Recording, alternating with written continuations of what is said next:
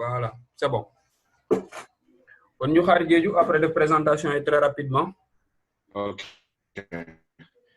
Allo mais Diédhiou. xaaral ma xool moom lan moo ko dal. mu ngi nii micro moo doxul quoi. Micro moo doxul actuellement, Ok. mais Diédhiou est là. Micro bi, sa micro. Ouais, c'est Diédhiou, si vous nous entendez. Ok. maa ngi la ñuy dégg. D'accord, ça marche. Alors Diédhiou. Moussa, ça va? Ça va très C'est bien. un plaisir, hein? C'est un plaisir. Non. C'est un plaisir de vous rencontrer là. Pour moi. Voilà. Le plaisir est pour moi. Oui, vraiment. Pour moi, comme ni la ko Zakaria waxee. Voilà. Bon, Zakaria. Waaw ay bosseur lañu ay bosseur lañu ñu ngi nii rek di xam nga. Non. Waaw. C'est comme ça. Alors Zakaria, Aïcha. Donc si vous êtes. Oui, j'écoute. Voilà, bon, xanaa faire les présentations rek. Alors man Zakaria laa tudd comme ni ñu ko xamee.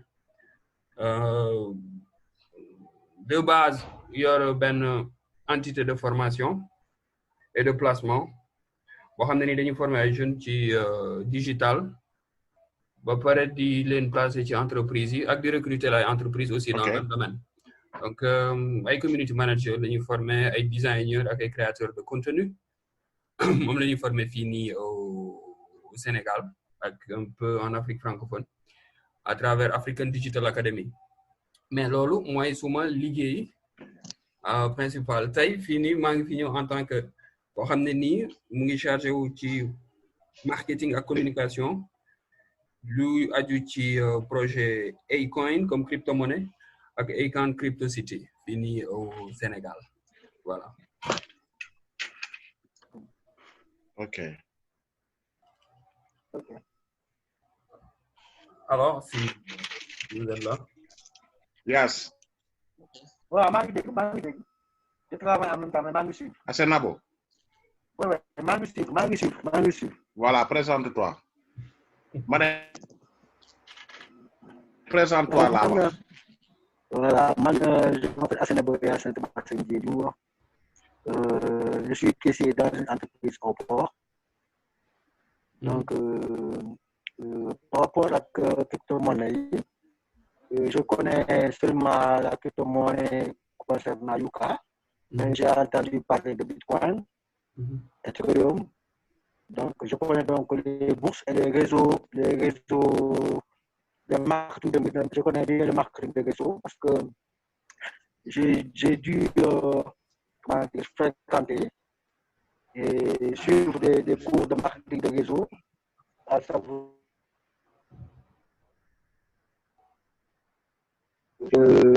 comment ça s'appelle, Buzzword, qui était avant Agnon, Winnerlight. J'ai suivi également Ekmark avec son programme qui est parti en bourse avec Bitcoin. Et également, en plus de ça, je suis les cours des bourses comme Apcobourse. Je vois là-bas des choses qui m'intéressent. Comme Apcobourse, il évolue. En fait, sur les bourses concernant Sonatel, Onatel, la sous-région, quoi. D'accord. Donc, on a quelques actions, quoi. Je suis les actions. Donc, je suis toujours intéressé dans ces choses-là, quoi. Dans l'investissement. En tout, c'est ça. Hein? C'est ça. Là, ok, d'accord. D'accord, très bien. Alors, okay. Oui, Moussa, je suis Zachary Diémé et donc nous connaissons ma xam ci Coco comme ni nga ko gisee ci bi. Donc man je suis technicien biologiste sorti de l'école supérieure polytechnique. En même temps, je suis ingénieur de qualité aussi. Donc là, je travaille à la caisse de sécurité sociale, protection maternelle et infantile. Man bon, c'est juste Senabo sama mo dugal ci Yuka boobu muy wax crypto-monnaie bi. Et vraiment, bon, man nit la bu nga xamantene man projet moom fu mu ñëwee rek ma jëm ci dugg je suis très pragmatique et toujours dans la recherche toujours et donc voilà pourquoi. ce studio bi mu ngi indi benn son pardon bu fekkee yaa ngi koy bàyyi xel sa big bi mu ngi indi benn son Zakaria réseau bi mu ngi j'ai vu que c'est une monnaie d'avenir surtout le Acoin qui va bientôt apparaître. Wow. D'accord? Oui, d'accord. Voilà, et d'aider au mieux les gens et aider aussi l'Afrique, quoi. Vraiment en investissant, voilà, en amenant les gens aussi à comprendre quoi la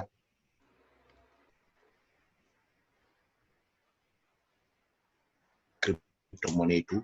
Voilà, moi j'ai juste fait quelques recherches, peut-être je connais un petit peu, mais pas dans le fond, comme je te l'ai dit la fois passée, par rapport en tout cas à la blockchain, donc des éclaircissements vraiment.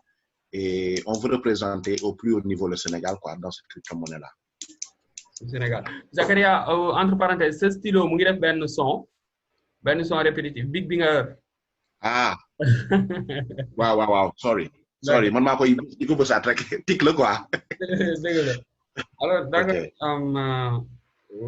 waaw. Donc, su ma comprendre bu baax, te actuellement, muy yow ak Asenabo, yéen a ngi commencé def di intéressé wu ci crypto-monnaie à travers beneen crypto-monnaie mooy bi nga ma xamaloon keroog ci beneen fànn bi tamit Asenabo moom tout ce qui est bourse intéressé na ko et que mu ngi ci def ay gëstu notamment cotation wu entreprise yoo xam ne nii fii lañ nekk au Sénégal parce que maa ngi dégg sànq muy tudde la Sonatel. Bon, pour dem directement au but par rapport ak Acoin bi alors comme ni ngeen ko xamee ak ni mu bëri ni ñu ko déggee comme ni ngeen ko xamee ak ñu bëri ni ñu ko déggee projet wu crypto-monnaie la boo xam ne nii idée bi mooy utiliser benn monnaie boo xam ne nii dañuy am liberté ci utilisation bi mu am sécurité mu am fiabilité et en même temps ñu moomal ko suñu bopp à la base Afrique lay commencé projet wu ville bi fii nii Sénégal la ñu koy implémenter d'ailleurs ñu ngi ci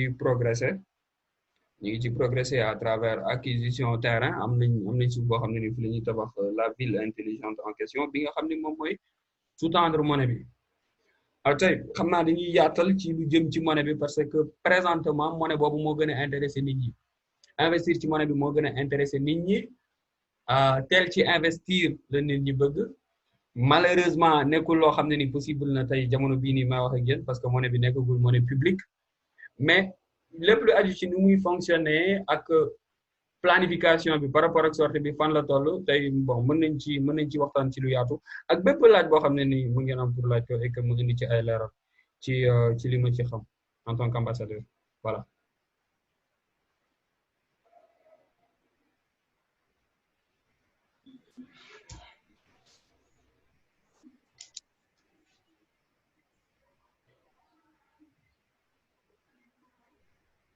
Léegi qui Moussa. Bismillah. Voilà, je pense que d'après en tout cas quelques recherches que j'ai eu à faire, je voudrais comprendre un peu c'est quoi le token. Et j'ai vu dans le groupe que le token, en tout cas, va sortir à $0,15. Donc moi, je voudrais comprendre. Le token, en fait, je sais que c'est une pièce, mais ça sert à quoi, en fait? Voilà. Lan mooy token. Alors, bu fekkee ci crypto-monnaie la ñuy wax crypto-monnaie yëpp yi nekk ci àdduna bi allo. Oui. yaa ngi may dégg. Oui. waaw maa ngi lay dégg bu baax a baax. alors bu fekkee ci crypto-monnaie la ñuy wax crypto-monnaie bu mu mën di doon mooy yow li nga mën a jënd ci crypto-monnaie quantité bi gën a ndaw bi nga mën a jënd ci crypto-monnaie ba pare mën koo transférer kenn mën ko envoyer kenn à travers internet sans nga soxla autorisation. token yooyu bu monnaie bi di lancé wu mooy li nga xam ne mooy njëkk a disponible pour ay nit jënd ko tey ay coin su lancé woo kuy jëndi ay token ngay jënd. ok. ay coin bu lancé woo li ñuy njëkk a rendre disponible nga xam ne nit dina ko mën a jënd ci keneen te kenn du intervenir ba pare mën koo jaayaat keneen te kenn du intervenir loolu mooy benn token wala ñaari token wala ñetti token wala ñeent wala juróom jusqu'à 2000 entre autres. tey bu ñu demee ci yeneen crypto-monnaie yi notamment muy Bitcoin wala Ethereum principe de fonctionnement yooyu noonu tamit la ñu am yooyu sax booy xool ñoom ñoo gën a siiw donc bu fekkee répondre naa ci. Ok, d'accord. Léegi concernant toujours le token token bi tey jii bu génnee ba comment ça s'appelle ba crypto monnaie bi ci wàllu boppam ay coin bi ci wàllu boppam génn est-ce que tey c'est interchangeable avec la crypto-monnaie en question ou bien en fait quelle est aujourd'hui sa valeur ou bien qu'est-ce qu'elle peut apporter aujourd'hui par rapport à la crypto-monnaie? Est-ce qu'il y a un échange qui va se faire ou bien je sais pas trop quoi nan lay fonctionner parce que token bi boo ko njëkkee jënd ba pare nga jënd ci une valeur de 2000 par exemple crypto-monnaie bi ñëw est-ce que mën nga ko mën a échanger? tey jamono bi ñu toll nga xam ni monnaie bi génnagul token amagul tey ci ay coin mais ay coin bi c'est-à-dire bu crypto-monnaie bi di disponible pour nit ñi jamono bi nga xamante ni moom la nit ñi di mën a jënd ci crypto-monnaie bi man wax ci la ñuy jënd sous forme de token kon token du am li fekk ay coin amagul. Ok. Allô? Ok. Oui, d'accord, je vous entends. ci public bi bon mu mën a entre guillemets parce que tey jamono bi ñu toll c'est vrai que am na ay loolu mën naa ci egg tamit jarul woon ma ci egg mais mën naa ci egg c'est vrai que am na ay coin yoo xam ne ni disponible loon nañ à travers ICO bi mais loolu avant monnaie bi di nekk public la te avant monnaie bi nekk public bi muy nekk xalaat di nekk idée de projet affaire mel noonu effectivement am na ay token yoo xam ne ni disponible loon nañ xam ne ku ci bëggoon da ngay jënd quantité bu bëri te am nañu ko def notamment investisseurs yu mag yi ak yenn ci ambassadeurs yi bon boo na ci mayoon nañ possibilité képp koo xam ne nii retenir loon nañ la comme ambassadeur nga am possibilité investir sous forme de donation bi ñu paree loolu ñu investir woon sous forme de donation bu ma ko tuddee sax investir li ñu joxe woon sous forme de donation nekk loo xam ne nii day convertible en ay coin après quoi mais jamono bi ñu toll initial coin offering boobu noonu dafa nekk loo xam ne dafa privé ay nit yu ndaw ñoo ci amoon accès parce que montant bi nga xam ni lañ ko tollale woon nekkul ñëpp ñoo ci amoon te information bi tamit nekkul ñëpp lañ parce que ñi nga xam ne ñooy njëkk a jënd ci ICO bi ñi nga xam ne ñoo ko seqoon la plupart du temps day nekk ñi nga xam ne xëy na mën nañu aveniru projet bi étant donné que ñoom ñoo ci ëppale ñoom ñoo njëkk a dugal seen xaalis ñoom ñoo njëkk a miser ñooñu ci boppam du ñu doon n'importe qui c'est-à-dire mooy ñi nga xam ne ñoo gëm projet bi yëkkati ko teg ko ni léegi ku bëgg a bokk mën ngaa ñëw bokk ci investir ko donc benn nombre de token la woon à travers ICO bi mu am ñoo xam ne nii osé nañ investir ci avant même monnaie bi di nekk public avant même projet bi di nekk projet boo xam ne nii day dox wala du dox. Ok. D'accord. Merci. xaaral ma xool ndax Asenabo Yaas boo amee question boo koy poser peut-être balaa ñuy ñëwaat. waaw mais am naa question man sama question c'est par rapport à la sécurité quoi toujours man loolu daf may question la may poser wu quoi. sécurité crypto-monnaie bi surtout quoi. oui par exemple boo investir ci crypto-monnaie ban sécurité nga am quoi ban sécurité par rapport ak vie actuellement dañuy quoi par exemple là on vit avec la monnaie fiduciaire au quotidien dañuy dem suñu jënd am transaction yi bi nga def da nga koy def avec la monnaie fiduciaire ak peut-être Orange Money moo am ak yenn kii mais bon loolu léegi la quoi te xamuñu par rapport ak crypto-monnaie Econ, par exemple, même Yuka Coin, peut-être mon âge se pose des questions. Tu es expert par rapport à ça. Yuka Coin a fait lui. Parce que moi, je pense que il faut que moi termine, surtout au Sénégal. Nous, on est dans un pays pauvre, mais c'est un pays qui est sous-développé. Est-ce que peut-être lui aussi de côté par lui? Par rapport au Bitcoin, ils arrivent à faire les échanges facilement. Mais nous, par exemple, pour une crypto-monnaie, pas d'avantage pour les échanges, quoi, les échanges au niveau national, comme le Sénégal, quoi. D'accord, très bien. Bah, su ma déggee bu baax yaa ngi laaj ci côté sécurité bi c'est-à-dire nit bu utiliser monnaie bi en tant qu'investisseur yan ñooy garantie yi nga xam ni dina ko am muy permettre ni du xëy rek ñu ne ko bon li nga investiroon dem na wala jaar na fi wala perte nga li nga investiroon lépp question bi loolu la n'est-ce pas.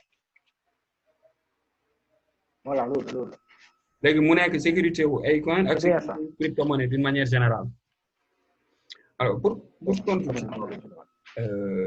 déjà dañuy wax ci sécurité système blockchain bi nga xam ni moom la crypto-monnaie yi di dawe système blockchain après ñu ñëw ci investir ci benn crypto-monnaie buy daw ci système blockchain parce que crypto-monnaie boo gis ab application blockchain rek la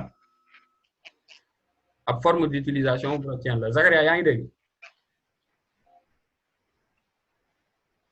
waaw maa ngi dégg bu baax a baax. ok très bien. pour am retour bi parce que léegi ma ni crypto-monnaie boo gis utilisation wu benn application blockchain la c'est-à-dire tey bu ñu jëlee système blockchain d'une manière générale ñu ni crypto-monnaie bii day dox ci blockchain sécurité bi fenn la féete moo di bépp transaction bu ci am nañ commencé ci yow mi da ngay dem investir c'est-à-dire da ngay dem di investir nan ngay investir mooy nga jël xaalis boo am en CFA en euro en dollar nga dem ni xaalis boobu da nga ko bëgg a am sous forme de Acoin déjà yow boo jëlee sa xaalis nga dugal ko ci sa biir kalpe Acoin mën nañ ko tuddee noonu. wallet bi waaw wallet bi. voilà ci wallet bi exactement léegi yow boo defee loolu déjà yow li nga def du investissement en soi la nga def da nga jël sa xaalis convertir ko nga am sa xaalis sous forme de Acoin léegi valeur Acoin boobu nga espérer mu jóg boo espérer mu jóg effectivement investissement nga def boo espérer valeur Acoin jóg donc li nga amoon ci xaalis bu doon 500 000 francs CFA nga def ko en Acoin valeur bi jóg de 1,5% nga am 750 000 francs waaw da nga investir affaire fluctuer nga gagné mais jël sa xaalis dugal ko ci kalpe boobu noonu nekkul képp ku ko def da ngaa investir pourquoi parce que mën nga jël sa xaalis nga am ko en Acoin juste pour jënd benn affaire boo xam ne nii ku amul Acoin doo ko jënd mu ngi leer parce que tey ville bi di Acoin Crypto City bu paree par exemple benn cas d'utilisation tey képp koo xam ne ni da nga koy jënd xaalis boo mun di am da nga koy am en Acoin donc nit mun na jóge beneen réew mu voyager ñëw fii nekk foofu noonu mu gis ni fii kat pour mu jënd il faut mu am xaalisam en Acoin donc kooku bu jëlee xaalisam wecceeku ko en Acoin investirul donc utiliser monnaie bi tekkiwul investir boobu bu njëkk bi donc sécurité bi foofu nag mu ngi nekk ci en tant qu'utilisateur sécurité bi mu ngi nekk ci boo jëlee sa xaalis ci jamono bi nga ko defee mu nekk xaalis boo xam ne nii en Acoin la ban sécurité nga am mooy yow déjà sa kalpe kenn mënu ci accéder parce que information yi dafa très très sécurisé loolu mooy lu njëkk li mais loolu xam ne ni am na ba pare tey boo jëlee sa xaalis nga def ko ci carte bancaire c'est sécurisé à moins que nit sàcc sa carte wala nit xam sa mot de passe wala yeneen ak yeneen n'est-ce pas wala nga fàtte sa mot de passe après bon mu demee ni mu demee après nga war a approcher au niveau de l'autorité donc léegi ba foofu possibilité wu nekk victime sécurité amagul léegi jamono bi nga jëndee ba sa xaalis jóge ci yow dem ci keneen parce que bu ñuy wax côté sécurité crypto-monnaie tamit des fois foofu la yëf yi nekk tey boo jëlee sa xaalis nga def benn transaction nga ni damay fay suma bon assurance à travers crypto-monnaie bi nga fay foofu la question sécurité bi juddu parce que foofu sécurité bi nga am dafa ëpp sécurité bi nga amoon bu fekkoon da nga fayoon ak beneen monnaie lu ko waral parce que yow mi utiliser monnaie boobu pour fay transaction bi day enregistré wu ci sa appareil bi nga utiliser transaction bi day enregistré wu ci appareil wu ki recevoir paiement bi transaction bi day enregistré wu ci appareil yu ñëpp ñuy utiliser crypto-monnaie bi. kii Moussa. oui.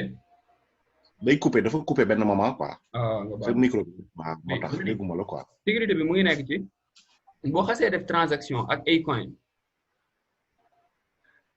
li waral ñu ne am na sécurité mooy yow mi xaalis jógee ci sa kalpe Acoin dem ci beneen kalpe wu vendeur ki nga xam ne daf la jaay wala moom nga fay ak lu mu mën di doon à partir du moment où transaction boobu am maanaam loolu kenn du ko dootul mën a weddi du yow du moom du keneen kuy utiliser Acoin maanaam képp ku nekk utilisateur monnaie boobu noonu xam nga ni transaction bi am na su ma jëlee benn cas mooy bu ñu ciy jënd suuf par exemple tey boo jëlee xaalis crypto-monnaie nga jënd ci terrain ak ni mu sensible te amul lenn lu ko gën a wër parce que transaction bi day enregistré wu ci yow mi nga xam ne yaa def transaction bi yow mi ci xaalis bi jóge ci yow ki recevoir xaalis bi transaction bi day enregistré wu ci moom ak képp kuy utiliser xaalis bi transaction bi day enregistré wu ci moom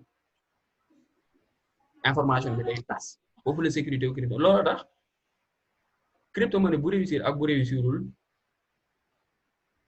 blockchain day réussir quoi am nag crypto-monnaie mën naa jóg ba ne réussir mais lu àdduna di gën a dem blockchain di gën a réussir ndax day indi transparence maanaam information yi ñëpp am kenn dootul mën a miim dara kenn dootul mën a weddi dara lu am comme transaction entre nit ak nit wala entre système ak système léegi nag bu dee ko def investissement mooy loo xam ne nii dafa am ñaari pàcc da ngay investir pour espérer gagner lii tax nga mën a gagner mooy parce que da ngaa jëloon risque perdre léegi yow fekkee da nga utiliser monnaie bi pas en tant que ku koy utiliser pour jënd comme ni ma waxoon wecceeku en Acoin pour mën a fay en Acoin après pare ci parce que boo ko investir waaye ñëw ne yow léegi da ngay investir ma jël sama xaalis ma transformé ko en Acoin parce que gëm naa projet bi gëm naa ne valeur u Acoin day yokk waaw foofu noonu c'est intéressant parce que non à la base kenn xamul suba nan lay demee mais Acoin ak monnaie bu mu mun di doon valeur bi muy am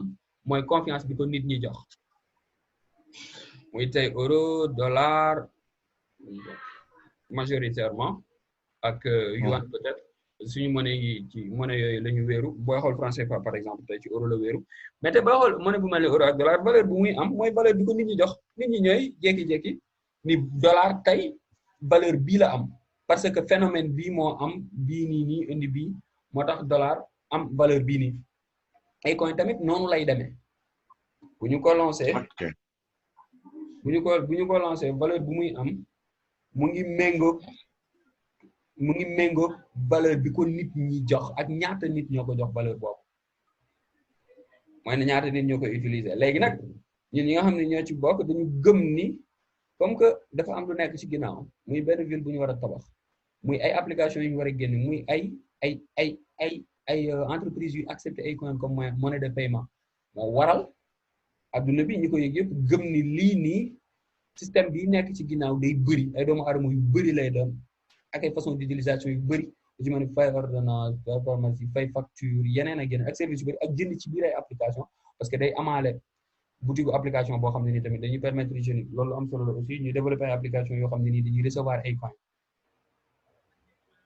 pour jënd ay produits yoo xam ne nii produits yu existé physiquement wala produits yoo xam ne nii c'est virtuel ci mel ne ay logiciel ak yeneen ak yeneen donc loolu moo waral ki ci dem en tant que investisseur sécurité bi mu am wala li ko mën a rassurer mooy utilisation yu bëri yi mën a am ci monnaie bi quoi dès le début ak nit ñi koy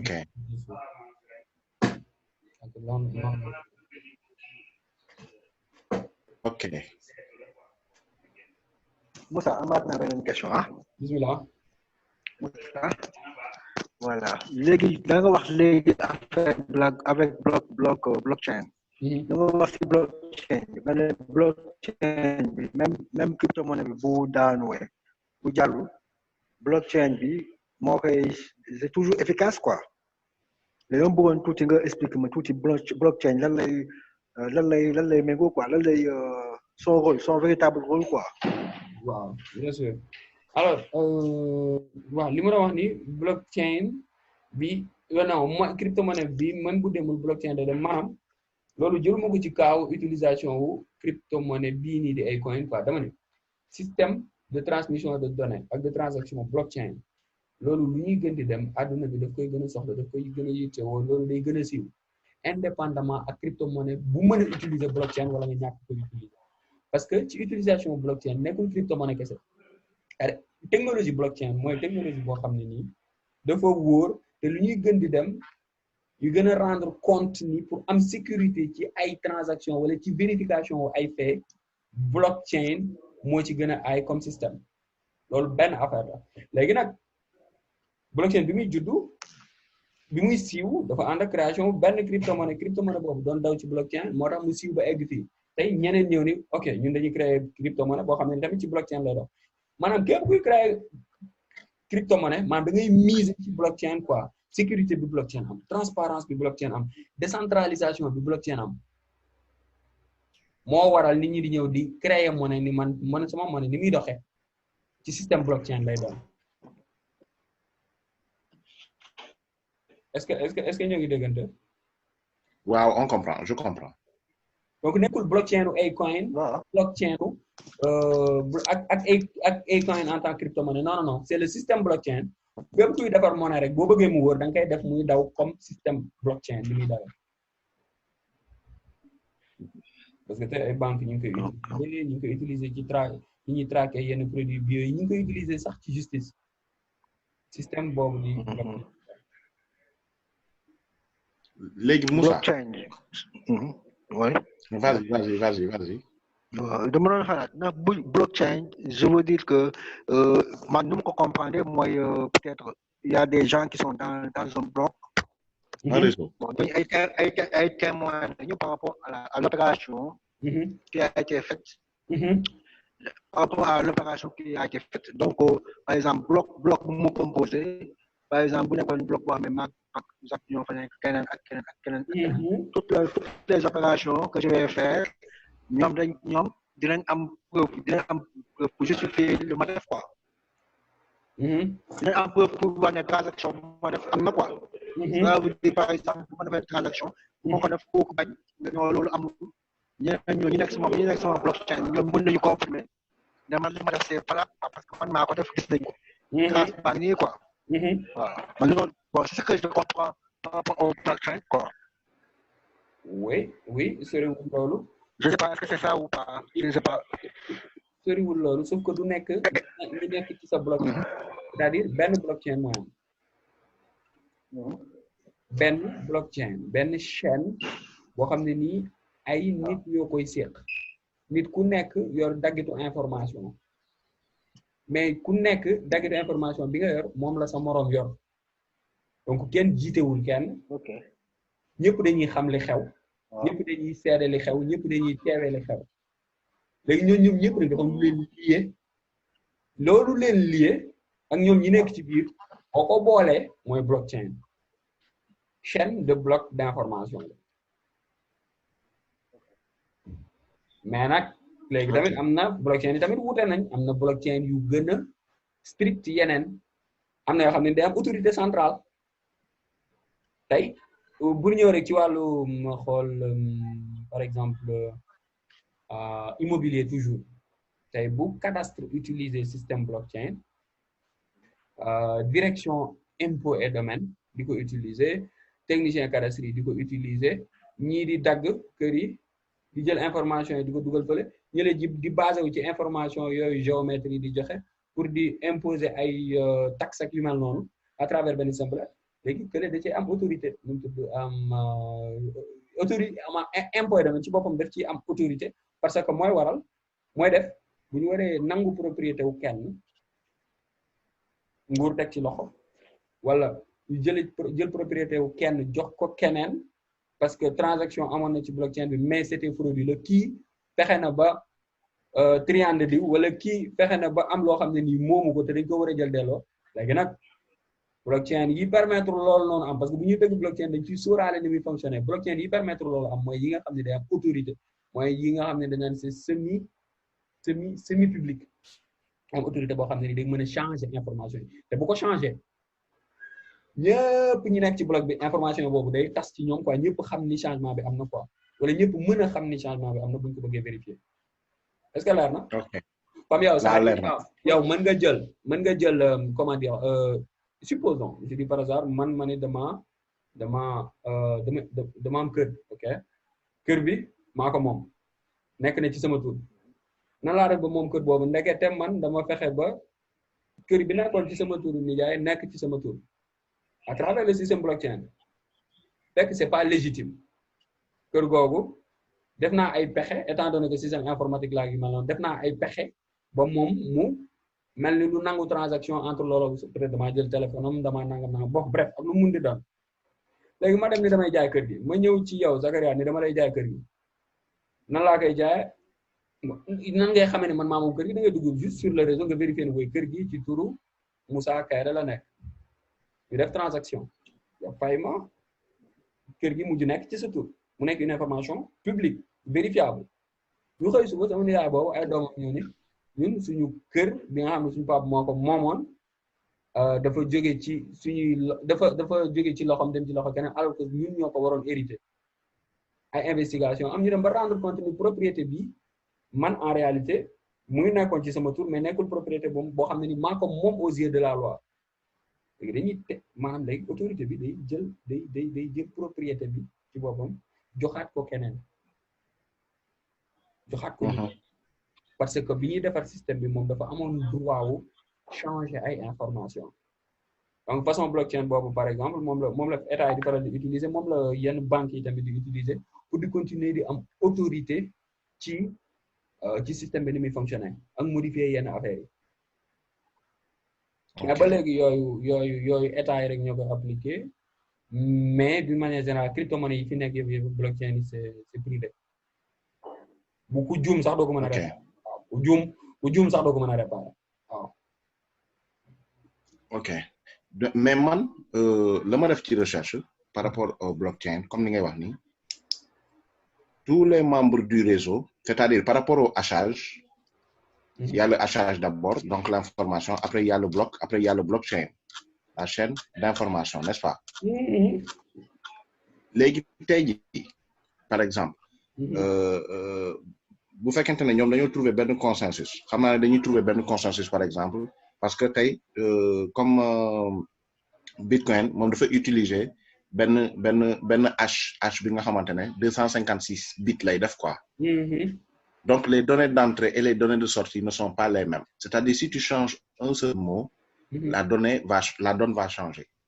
léegi man li ma bëgg a comprendre tey comme nga ne benn blockchain mooy am est-ce que blockchain boobu moom mooy parcourir tout le monde entier ou bien Sénégal par exemple yow comme ni nga représenté nii war nga mën a constituer sa benn réseau. d'accord dégg naa la bu baax alors pour ñëw ci hash bi d'abord voilà. waaw. pour ñëw ci hash bi d'abord alors ci biir blockchain hash mën nañu benn empreinte donnée la dama xam ne lan laa koy mën a expliquer ci wolof bon mais hash mooy permettre bu dara di jóge ci yow di ñëw ci man supposons ma am monnaie bi ci sama calpe ma bëgg la transférer benn montant hash boobu mooy ànd ak li ñuy woowe clé publique ak clé privée bu transaction bi pour yow valeur bi li ma la bëgg a jox jóge ci man ñëw ci yow c'est-à-dire mën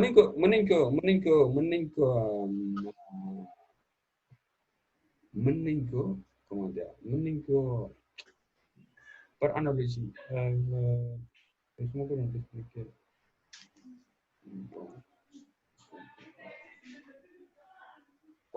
voilà lii xew sama diggante ak yàlla bala moo egg ci nit ñi comme information ci hash boobu noonu lay tënk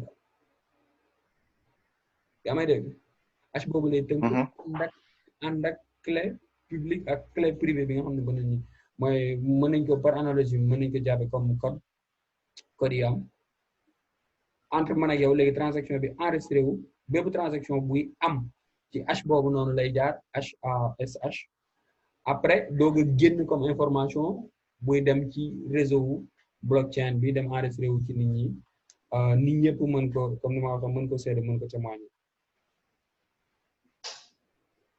Bon bu loolu weesoo par rapport ak blockchain bi am ndax waa Sénégal dañuy am benn blockchain buy kii maanaam sax déedéet du demee noonu képp ku utilisateur Acoin ci benn système blockchain bi ngay bokk. ok waaw day du commencer de manière locale déedéet day commencer de manière très globale. Ok. Donc, ça, le nombre d'utilisateurs est égal à nombre de trucs. Le nombre d'utilisateurs est égal à? C'est-à-dire, je veux dire que nombre d'utilisateurs, quoi. Plus il y a beaucoup d'utilisateurs, plus la chaîne est longue. C'est ça? Oui. Oui, mais lolu bu impacté dara ci fonctionnement bi tout simplement. Parce que utilisateur bu nekk da ngay nekk banque de données te li tax yooyu noonu du impacté dara mooy bon déjà oui parce que fàtte naa indi critère boobu mooy blockchain bu information di jóge fenn di dem fenn étant donné que day utiliser nit yëpp comme relais amul benn serveur bon bu ñu ñëw ci système informatique amul benn serveur boo xam ne nii mooy servir comme serveur principal ñeneen ñi ak seen ay téléphone wala seen ay ordinateur ñu fonctionner comme terminal client donc du information bi day jóge fii dem fee après dem fee déedéet information bi ku nekk daf koy yor transaction buy am day gaaw directement parce que nit bu nekk relais la à travers l'information comme na dégg ngeen analogie wu système torrent ak blockchain comme na dégg ngeen ko non allô non bon oui analogie bi gën a torrent ak blockchain non allô non dégguñu ko par exemple peut-être ça mais man je ne suis pas ouais ok Zach moom on l'a perdu parce que réseau dafa daw mais bon de manière très kii lii tax transaction yi gaaw lii tax transfert de données yi gaaw mooy nit ku nekk day comporté comme serveur tey booy télécharger film à travers le système torrent et boo télécharger benn film ci sa machine à travers benn client uTorrent par exemple logiciel uTorrent nga télécharger ko ci sa ordinateur nga télécharger benn film bu beneen nit bëggee télécharger film boobu ci dernière personne bi télécharger film bi te gën koo jege la données yi di jógee xam nga ndax di ngay faral di télécharger film ak ay torrent ci internet. bu fekkee am nga je me souviens de ça uTorrent. waaye bu fekkee am nga seetlu loo gën a bëri film yow télécharger sax ci la téléchargement wu sa film boo bëggee télécharger beneen film muy gën a gaaw te boo télécharger film yi da ngay xool ni effectivement yow mi télécharger film yi am na ñoo xam ne nii ñu ngi télécharger les mêmes films ci sa ordinateur lañ koy jëlee mooy waral mu gaaw. Ok. te film boobu day joxe day comporté wu comme serveur képp ku dem télécharger benn film ba télécharger fichier torrent bi bu activé bu lancé téléchargement bi ci ordinateur bi ko gën a jege le film bi di jóge di ñëw si moom yow tamit booy wër film bu nekkee am na ku ko téléchargé woon à travers le même logiciel uTorrent ki la gën a jege lay dem jël donc film yi nekkul ci benn serveur amul kenn ku ñuy poursuivre amul kenn ku ñuy dax parce que bu njëkk ba ci di téléchargement film yi nga xam dañuy am ay serveur déjà dañuy ñëw waaye dañ daan fu nekk dañ daan jël ay hangar def ci seen ay serveur hébergé ci ay film yi mais léegi amul koy topp amul koy dax parce que film yi nekkul fenn mu ngi fépp mais nekkul fenn en fait loolu mooy tax mu gaaw quoi loolu mooy technologie peur transfert de pair à pair quoi noonu tamit la données yi di demee à travers moo tax muy gaaw transaction yi day ay millisecondes lay doon quoi.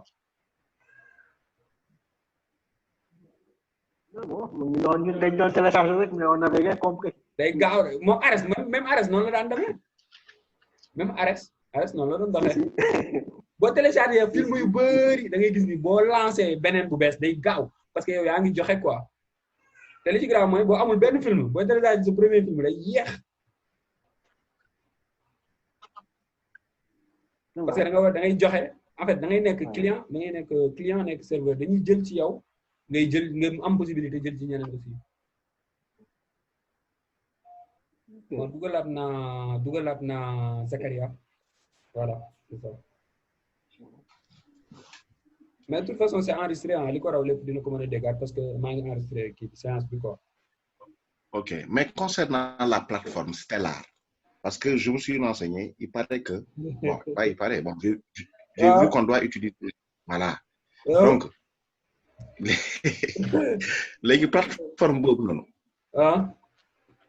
Voilà, donc est-ce qu'on peut savoir, on peut être orienté aujourd'hui sur le fonctionnement de cette plateforme-là?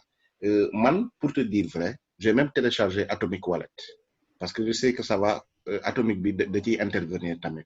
C'est une plateforme d'achat de crypto-monnaie. Et même j'ai essayé parce que je sais qu'il faudrait la carte Visa et Mastercard.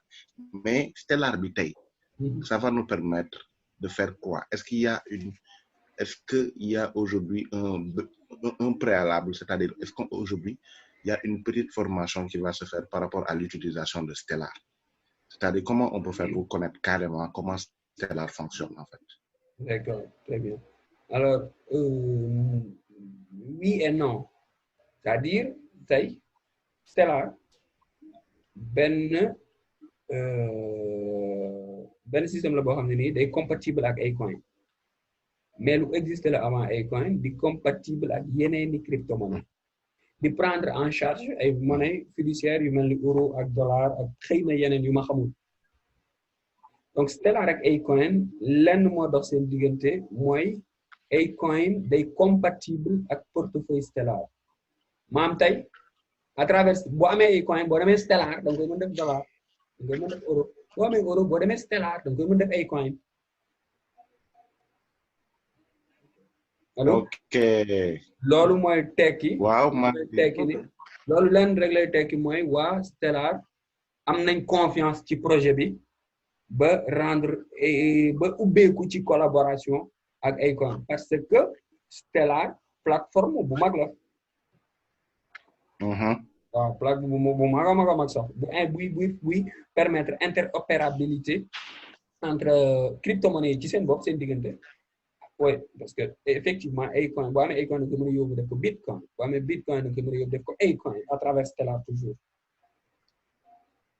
Ok, mais ça signifie, cela signifie que donc Acoin aura aussi sa propre plateforme, c'est ça? Oui, bien sûr. Acoin aura sa propre application. Mais tey xam nga bu Acoin disponible nga xam ni yow boo buggee Acoin ci plateforme Acoin rek nga mën a dem am sa euro def ko Acoin bon ça veut dire que c'est un projet qui est à part isolé toute personne ñoo ci am confiance te ku bugg a utiliser crypto-monnaie mais bu amee ay références yu nekk ci àdduna bi yoo xam ne nii ñoom dañuy nekk ay plateforme yoo xam ne day permettre interopérabilité entre crypto-monnaie ci seen biir mais entre crypto-monnaie ak monnaie fiduciaire classique yi loolu day jox yëf yi pertinent ça veut dire ça dit tout simplement que affaire bi c'est pertinent à un tel point que mu ngi disponible Stellar quoi parce que du crypto-monnaie bu jóg dugg Stellar nag waaw te Acoin bu ñu koy lancé en 2020 waaw c'est vrai tout se passe comme prévu bu ñu koy lancé bien sûr bu ñu koy lancé ce sera dès le lancement interopérable avec Stellar dès le lancement.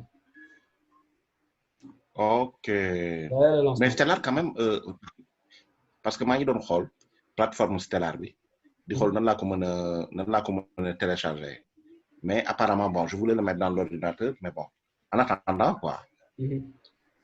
Ouais, mais je n'arrivais pas en fait à le faire. Oui, quoi, parce la plateforme que, Stellar.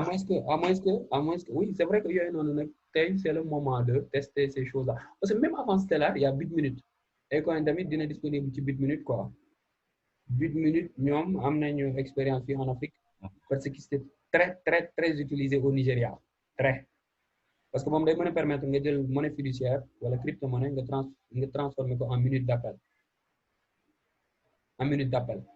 à travers opérateur yu bëri BitMinute avant Stellar Acoin. Ok léegi Atomic Swap it. nga ne atomic swap ah xam nga ne man nii rek en vrac rek man damay dem dugg fépp. moom day documenté wu rek. non boobu c'est-à-dire pourtant waaw lu ci nekk mën nañu ko xóotal mais parce que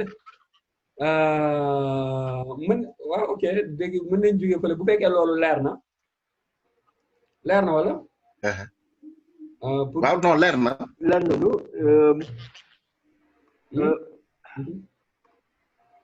allez-y.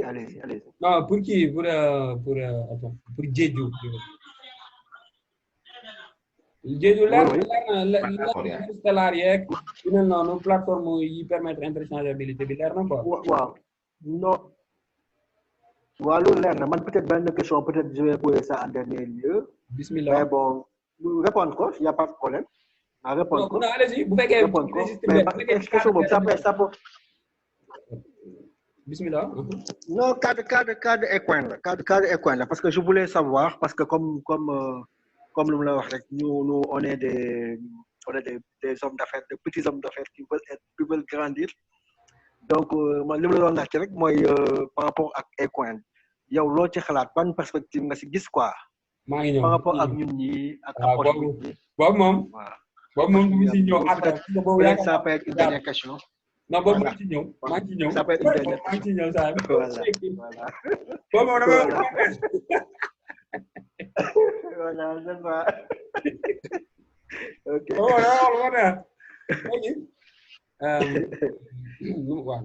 ok. atomic swap bon swap déjà da nga ciy dégg échange d'accord atomic swap mooy bon échange la boo xam ne mu ngi basé ci blockchain buy permettre traders yi ñi nga xam ne dañuy def trading ñu mën a échanger ay devises yoo xam ne devise électronique la ak ni ko internet di permettre ak nouvelles outils de communication yi directement sans ñu jaar ci ñuy gérer ay portefeuille quoi sans nga jaar ci ñooñu ñuy wax courtier ci domaine bourse bu dee yéen xam ngeen bon yéen ñi xam domaine boobu yaa may dégg. les brokers quoi. ah allo. les brokers. waaw ay voilà. ñu def les brokers. exactement donc loolu lay permettre et de manière instantanée et de manière autonome sans l'intervention d'un tiers quoi tiers boo xam ne ni ab privé la daan doon boo xam ne même si parce que bon man de dese naa am documentation bu bëri ci domaine u investissement pur et simple à travers bourse quoi man personnellement dese naa ci comprendre quoi moo tax du ma koy bëgg a jox approche Ecoin du ma koy bëgg a damay bëgg di leeral ni c'est pas forcément assimilé à de l'investissement comme en bourse quoi comme ay fil di wàcc lu ñuy kii déedéet blockchain du loolu blockchain c'est sans intermédiaire la monnaie nag maintenant elle est là on peut en faire tout ce qu'on veut on peut mën nañ ci jouer ci ay casino mën nañ ci jënd ay licence de logiciel mën nañ ci jënd ceeb mën nañ ci fay facture xale mën nañ ci jënd ordonnance man noonu laa koy jàppee léegi boo koy utiliser nag effectivement loo ci gën a bari la mu gën a baax parce que le futur pour ñëw def transition à la dernière question bi futur bi li mu fësal mooy lu ñuy gën di dem mu am ñuy gën a am confiance ci monnaie bi te monnaie bi lancé woogul man suma fàttali ko ça doit faire 2 ans bi may njëkk a gis l'information bon entre temps c'est vrai information bi dafa génn kenn xamul lu mu doon ay coin ville ay coin crypto-monnaie nangam ak sangam depuis 2 ans pour en venir au potentiel du projet bi mu amee ba léegi engouement am na certes au niveau du public parce que aussi crypto-monnaie ak blockchain tey dafa am notoriété te boo xool ci domaine nouvelle technologie entre parenthèses blockchain bokk na ci li nit gën a war a maîtriser bu fekkee dafa bëgg a nekk professionnel ci côté nouvelle technologie bokk na ci secteur yi nga xam ne nii dafay développé wu ji bu baax a baax mooy ñi ci am xam-xam ñi ci mën a créer ay application ñi xam ni muy doxee tout simplement ñi ci mën a inventer ay solutions parce que c'est gage de sécurité loolu benn la donc lu ñuy gën di dem maa ko doon wax sànq rek blockchain di gën a am ñu koy épouser en tant que système basé sur les nouvelles technologies loolu benn affaire la bu ñu ñëwee ci bon déjà aussi entre parenthèses tey profil bi ñu gën a recherché ci àdduna bi tey c'est développeur blockchain devant profil yëpp jëlal médecin avocat notaire bépp profil boo gis ci àdduna bi en termes de recrutement tey c'est le développeur blockchain qui est le profil le plus recherché et le plus rare loolu c'est maa ngi koy mettre à côté rek quoi en tant que maa ngi ko xam en tant que kuy recruter des fois ay talent ci nouvelle technologie pour ay entreprise loolu benn affaire la justement parce que ñu métier yu bëri ak domaine yu bëri blockchain daf ko nar a impacté bi monnaie bi ñu nekk nii benn cas d'utilisation kese la bu ñu jógee ci loolu ñëw ci projet Acoin bi ci boppam en tant que cryptomonnaie man depuis 2 ans le projet boobu jóg non ñu dem nit ñi di ñëw en tant que opportuniste parce que bon il faut l'assumer l'information c'est le pouvoir xam ni y a quelque chose qui est en train de se passer wala quelque chose est susceptible de se passer nga jéem a positionner c'est toujours bien même boo ci gagnewul de manière très concrète aujourd'hui di nga am loo capter muy information te di nga nekk à jour par rapport ak sa temps par rapport ak sa ère parce que tey ci ère boobu lañ toll ñu ngi gën a dem les gens viennent investisseurs yi ñu ngi gën a bëri et l'équipe elle est solide xaw ma ndax jël ngeen seen temps dem ci site bi acoin.io mais l'équipe là c'est pas des gens vraiment qui sont levés pour dire ok on va recruter des développeurs on va développer une crypto et puis on va lancer quoi les gens vont acheter non c'est vraiment des gens du milieu ak à la tête une personne je parle pas de Acoin je parle du président directeur général qui est une personne qui a été connue à travers la philanthropie avec le système des Nations Unies et autres. C'est-à-dire, on a une équipe, un staff composé de techniciens et des gens qui s'y connaissent en développement, au sens strict du terme, quoi, en développement. Domaine humanitaire, domaine développement, domaine administration à un niveau mondial. C'est ceux qui composent l'équipe qui porte le projet. Mais au-delà, on a une capacité où le porteur de projet à attirer des investisseurs, à mobiliser des gens qui vont dire, qui ont dit dès à présent, qui ont investi. À propos de village, à propos de village Acoin, de Acoin village, bi Ambodien, il y a une centaine de villas au standing à peu près. Les villas, ils ont des acquéreurs pour parler. Acoin village, il y a des acquéreurs pour parler. Il y a des gens qui ont sorti leur région pour dire, ok, nous on donne, on achète avant même que ça soit construit. Ok.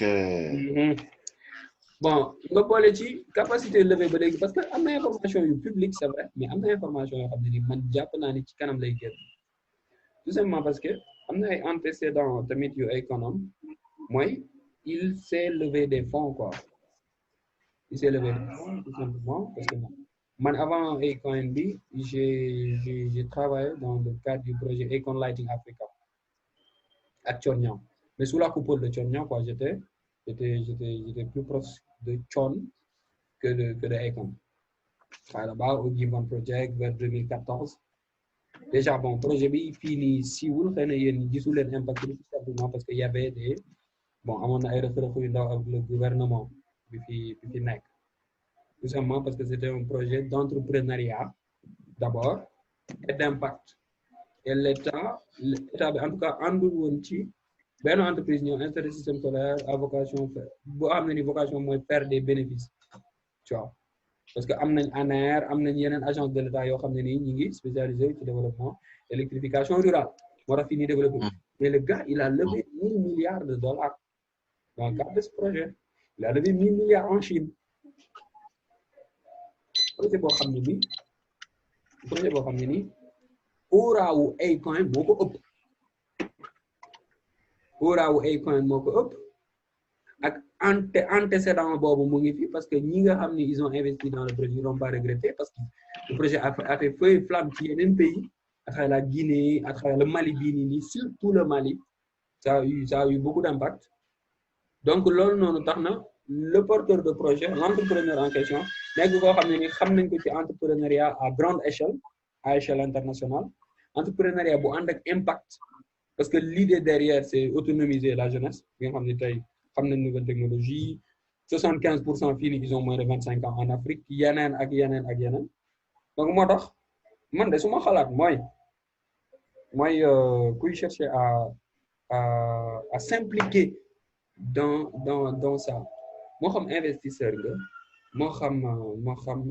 moo xam tu es acteur dans les nouvelles technologies moo xam sax tu es marketeur façon implication bi bëri na mais pour man c'est le moment de s'impliquer parce que au tout début dina importer quoi dès le début monnaie bi bis bu nekkee public premier jour bi mu nekkee public ku ci jënd 30 jours après boo ko jaayatee tarkal la loolu sama xalaat la quoi parce que les gens attendent à travers boo demee chaîne Telegram bi c'est public dinaa def lien bi ci suuf vidéo bi et je parle pas quand j'ai 30 jours je parle des gens yi nga xam ne teg la ñuy def wala dañu ragal wala yeneen mais à travers les années les premiers acquéreurs ak les premiers investisseurs dañu sori quoi. Ok.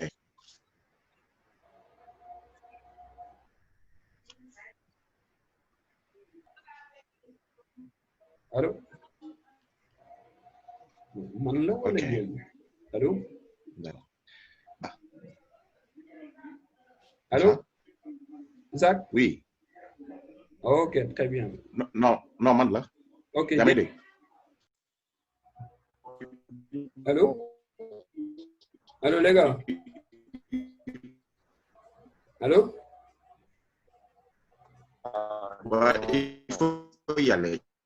Il faut y aller. Allô? Oui. Oui, Moussa. Oui. Oui, on est là. Oui.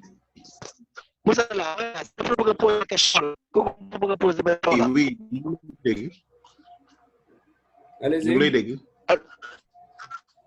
Voilà, Zach nee na dafa bëgg a poser benn question, Zach. Waaw.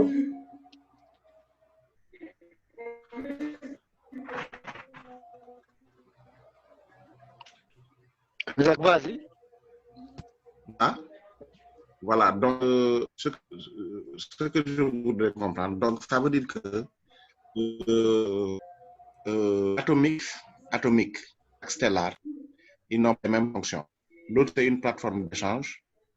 L'autre, c'est une plateforme quoi? Allô? Oui, Moussa. Les gars, dégg nga lim la posé. oui, man dama am problème là, damay jékki-jékki. Affaire bi di dem ah. Oui. Ok. Question bi lan la s'il vous plaît? Non, c'est-à-dire. Donc, ça veut dire que la plateforme Stellar et Atomix, le rôle n'est pas le même. Atomix.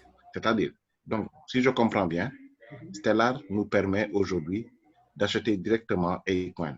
Oui. Et Atomix, c'est un truc, une plateforme d'échange seulement, ou bien? Non, Atomix, je ne connais pas.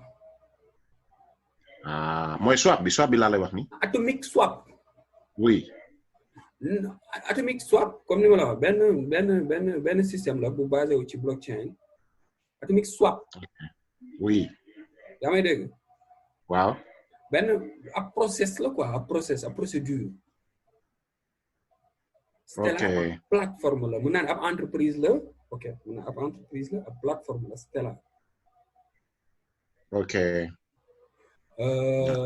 Kii nii comment dire l'autre chose.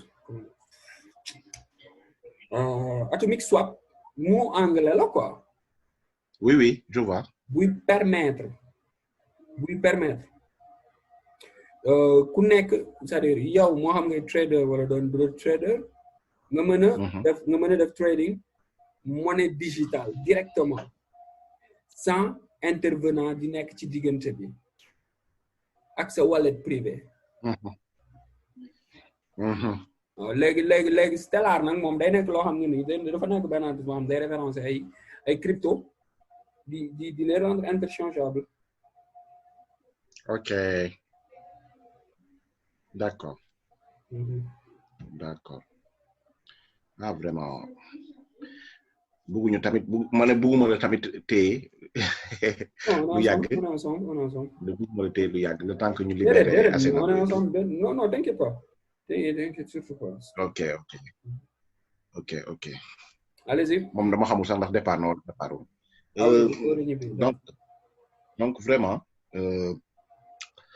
vraiment c'est quelque chose bi nga xamante ne vraiment il faut que tey jii ñu mën ko télécharger en tout cas ce que tu es en train de suggérer c'est une bonne chose et moi je suis toujours dans la recherche jéem a télécharger Stellar dans mon ordinateur et essayer de voir comment ça fonctionne à peu près. Oui. Voilà et donc ne serait-ce que pour être un peu imprégné et comme ça quand ça va en tout cas maa ngi ci wax naa la maa ngi ci Telegram bi. et je vous suis non nekkal ci Telegram bi tu seras à jour inchallah. Voilà et Asena boo sax dugal naa ko ci ainsi que d'autres amis waaw et vraiment je pense que yow peut-être par rapport ak sa disponibilité et tout baaxoon na vraiment ñu mën a am genre échange yi pour ñu mën a comprendre carrément fu ñu jëm quoi. D'autant plus que yow ambassadeur nga donc man jot naa ko waxtaan sax ak sama ñaari jigéen yi nga xamante ne vraiment ñoom ñu ngi ci kenn ki sax dugal naa ko ci groupe bi WhatsApp bi. Très bien. Voilà et vraiment je pense que plus la chaîne s'étend mieux c'est pour nous tous quoi. Bien sûr te aujourd'hui tu sais man individuellement quoi crypto mu intéressé na ma en tant que domaine parce que lépp lu bees pour man boo nekkee ci àdduna war nga ci mën a intéressé wu quoi ak lu beesul sax rien que pour des questions de curiosité intéressé na ma peut-être étant donné que ci affaire informatique la nangam mais tey projet bi su ma xalaat mooy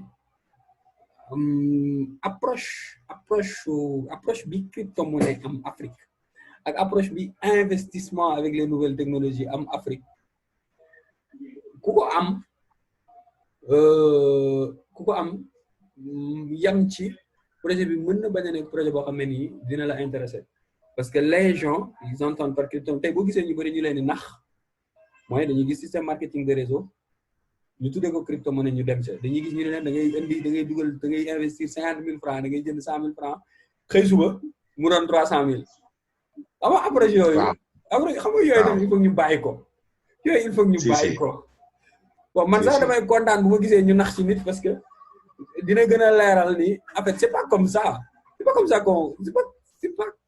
pour man la nit di approcher wuute en fait c'est pas comme ça qu'on est opportuniste pour man tey en tant qu'une personne qui s'intéresse la meilleure posture c'est de se renseigner sur le projet déjà.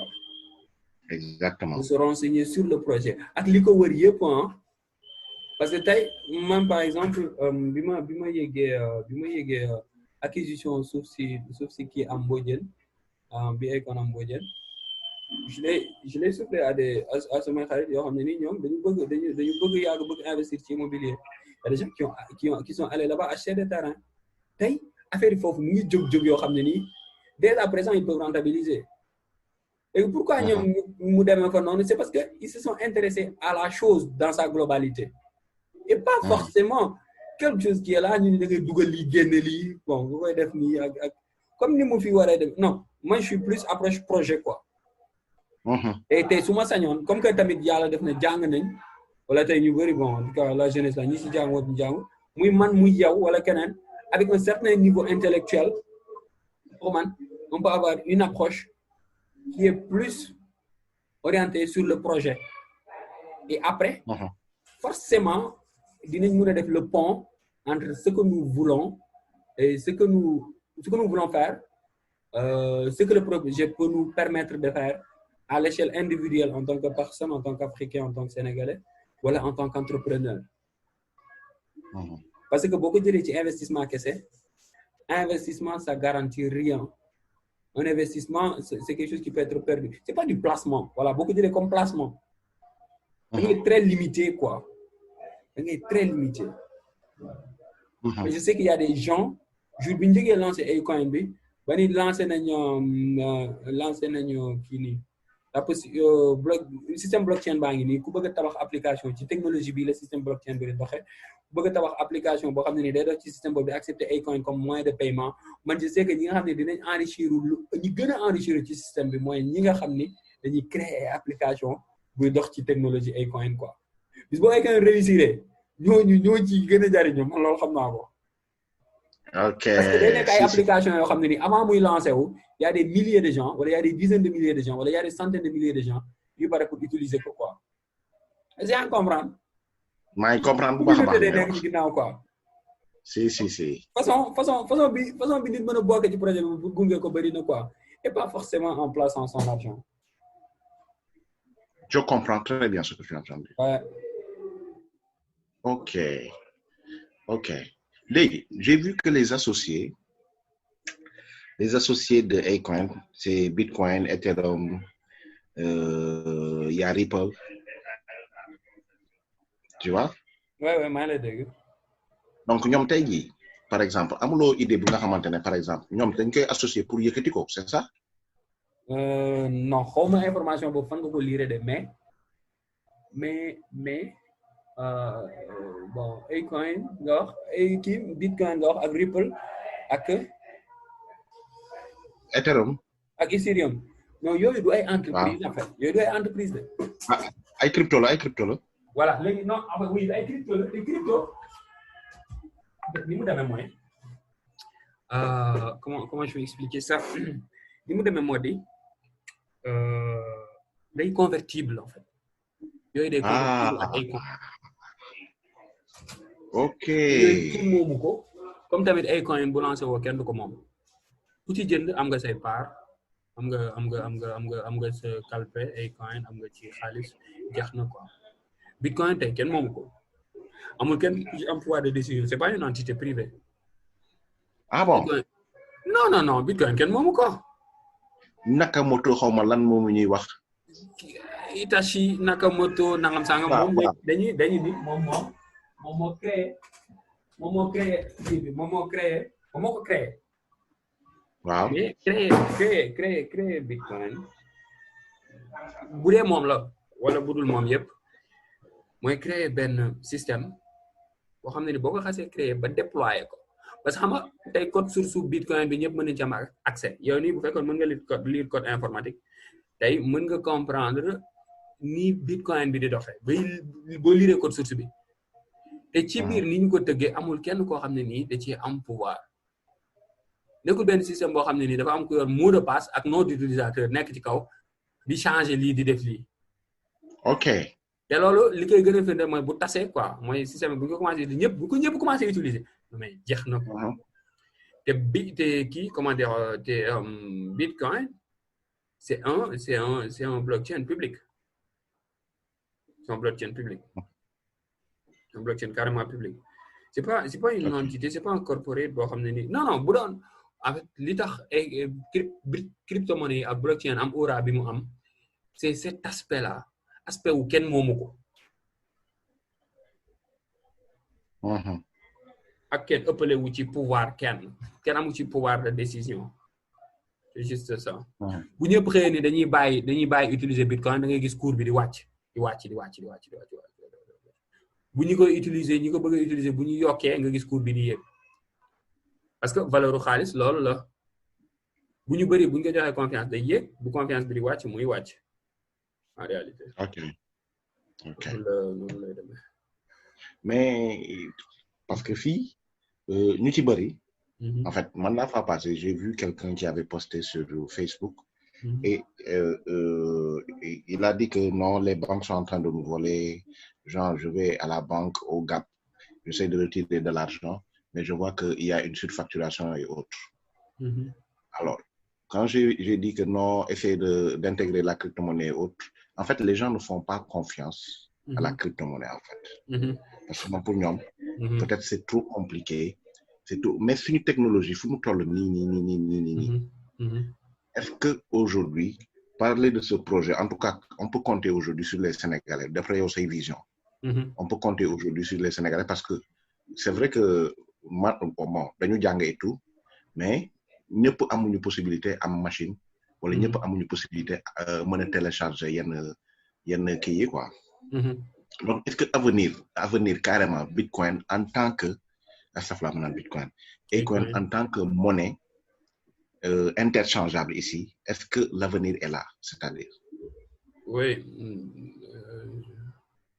Je pense pour tontu laaj boobu dañuy dellu tuuti ci ginnaaw quoi par rapport ak pénétration wu internet ak téléphone intelligent yi fii nii en Afrique. Bon en termes d'infrastructure technologique oui pare nañ. Parce que Afrique rek mooy terre bi nga xam ni li fi nekk ci ay téléphone moo ëpp li fi nekk ci ay nit xaw ma ndax xamee nga ko noonu. Afrique li fi nekk ci ay téléphone moo fi ëpp li fi nekk ci ay nit. C'est-à-dire l'Africain moyen il utilise plus d'un seul téléphone. Et on a accès aussi à la dernière technologie bu ñu waxee ci approche su téléphone. Parce que fii ñun ñoo tëb téléphone fixe dem ci téléphone portable xam nga yaa ngi fàttali au début des années 2000 bi àdduna bi di toll ci téléphone fixe ñun ñoo jékki-jékki ñëw 2007 nekk peuple boo xam ne nii da ngay ñëw ci kër yi téléphone fixe ñëw na ba xewi kenn amu ko jékki-jékki kër yi di am 3 téléphones portables 4 téléphones portables ba mu jékki-jékki téléphone bi di nekk loo xam ne ni chaque individu da koy am. Maintenant ñëwu téléphone boobu ànd ak ñëw internet comment ça s'est passé bi muy doog a ñëw utilisation bi demewul woon noonu mais tey depuis 2010 jusqu'à présent te gis nga internet pénétration bi kenn waxatu ko bokk na ci li gën a croissant en termes de taux de pénétration fii nii au Sénégal mais en plus utilisation au système de paiement utilisation xaalis par rapport ak internet c'est passé par Orange bi la doon may nga fay sa facture ADSL à travers son système Orange Money ça passe par Orange boobu tamit doon la may ngay jënd crédit à travers ce compte Orange Money après mu mujj ci nga jógee ci paiement service boobu noonu nga xam ne ki lay fournir sa xaalis c'est-à-dire opérateur télécom bi la doon fournir possibilité am xaalis ci sa téléphone ngay fay ay service am ci téléphone nga jékki-jékki gis des sociétés étatiques liées wu ak opérateurs yi nga mën a fay aujourd'hui ta facture de la SDE à travers Orange Money nga jékki-jékki di mën a fay sa jàngu doom à travers yooyu noonu les gens ils commencent à s'apprivoiser l'utilisation d'internet en termes de solution de paiement nit ñi ñi ngi am wóolute ci utiliser paiement via internet parce que tey bu ne infrastructure bi am na fi wóolute gi moo des wóolute gi te loolu mu ngi ñëw lu ñuy gën di dem te yii nii changement bi buy am da ngay jékki-jékki rek gis que c'est pas que on avance un peu les gens commencent à avoir confiance non c'est-à-dire dañuy dem ba yooyu dafay bokk ci suñu ay habitudes de consommation aujourd'hui facture tey facture yi bon kenn waxatu ko les gens non plus avant par rapport ak ñu demoon tey les gens n'ont plus peur de payer des factures via internet via les paiements électroniques tu vas au restaurant tey am nga possibilité fay tu vas au supermarché am nga possibilité fay xam nga yaa ngi seetlu changement boobu noonu di am quoi te avec les cryptos ce sera mieux parce que crypto mooy gën a wóor parce que loolu ñëpp koy teewee te lu kenn dul dindi lay doon quoi bu ci transaction xasee. Ok est-ce que tey il a été prévu. En tout cas par les ambassadeurs ou bien les entités en tout cas tous ceux qui sont organisés autour de Acoin de faire de petites formations pour essayer d'expliquer avoir un format papier et autres pour essayer d'expliquer un peu l'enjeu qu'il y a à valoriser en tout cas ou bien à investir ou bien que ça soit à investir à valoriser la monnaie là. Est-ce qu'il y a une formation ok wow. Est-ce que ñu ngi waajal def ay session d'information pour jaay nit ñi ay coin pour kii leen ko pour jaay leen projet bi entre parenthèses waaw voilà exactement pour jaay bon en termes de propagande tey su ma waxee dëgg propagande bi ça se fait tout seul ça se fait un peu tout seul tout simplement parce que information bi mu ngi ci internet bi presse spécialisée bi wax nañ ci c'est juste que képp ku musul intéressé wu ci loolu du yomb nga intéressé wu ci ay coin képp ku musul intéressé wu ci crypto du yomb nga intéressé wu ci ay coin moo tax y a deux communautés y a la communauté de ñëpp ñuy intéressé wu ci crypto xam nañ existence ay coin te ñu ngi ciy intéressé wu te nekk à jour yomb na ci parce que comme je dis ñu ngi communiquer sur Facebook ñu communiquer sur Instagram non ñu communiquer sur Facebook ñu communiquer sur Instagram ñu communiquer sur Twitter ñu communiquer sur LinkedIn mais surtout Telegram ñun ñëpp ñu ngi fa en tant que communauté ak l'équipe qui porte le projet en question ak ñi nekk sax ci technique bi donc ñi nga xam ni mën naa ne c'est des gens pas spécialisés mais c'est des gens yoo xam ne ni ils s'intéressaient déjà à tout ce qui est blockchain ak la crypto ñooñu ils sont déjà informés les autres ñi nga xam ne c'est des gens yoo xam ne ni on peut les mën leen tudd entre guillemets des gens qui s'intéressent à tout ce qui est opportunité d'investissement ou l'opportunité de gagner de l'argent c'est vrai que approché guñ leen en tant que public bi moom jubloo guñ ci parce que tamit tey amaguñ luñ leen mën a jaay tey man am naa une idée de bon avant Corona en tout cas xamoon nañ Acoin bi buy lancé wu ban valeur benn Acoin ñaata lay équivaloir en dollars ak en francs CFA tu vois mais tey cette information c'est une information qui est susceptible de changer oui te booy dem di wax ak ay nit leen di wax booy wax en tout cas soit da ngay am loo wax dooga wax boo amee loo wax tamit loolu ngay wax bañ a nekk luy bañ a deñ waaw nga jox leen ay chiffres yu exact yoo xam ne ni tamit du deñ quoi donc li fekk ay coin public agul am na ci yu bëri yoo xam ne ni du dañ koy umpale parce que valeur bi muy jël bu ñu koy lancé mu ngi dépendre ci nombre de personnes yi pare pour jël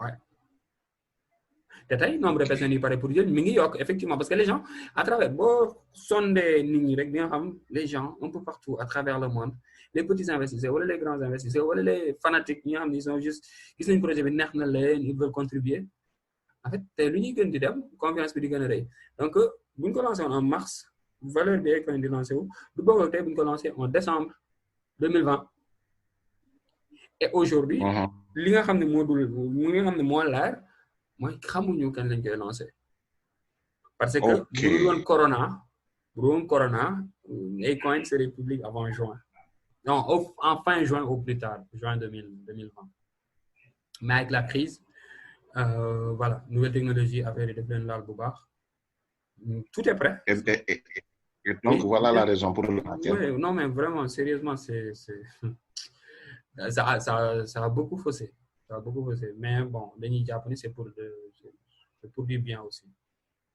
voilà et c'est ce que je disais moi à Sénabo nee naa ko saay bon le projet devait être lancé parce que moom sax wax na ma ko le projet devait être lancé depuis longtemps ma ne ko non bon voilà corona bi moo tax léegi daal sal fanaanal waaw c'est l'occasion nga jël denc un peu d'argent de côté voilà et le Sénégalais son problème c'est aujourd'hui toi tu veux investir tout de suite et avoir tout de suite c'est pas possible parce que aussi quand on parle d'un projet de crypto-monnaie autre je ne vais quand même pas prendre toutes mes économies tout ce que j'ai eu à travailler tout ce que j'ai gardé par devant moi et le mettre dans une crypto-monnaie c'est ne pas connaître en fait comment marche la crypto-monnaie voilà donc après bon quand ça va chuter parce que ben moment tamit non le quoi c'est-à-dire c'est une chaîne c'est une chaîne c'est un réseau et donc ça peut marcher comme ça peut ne pas marcher comme ni ko waxee sànq donc voilà pourquoi les gens aujourd'hui sont un peu sceptiques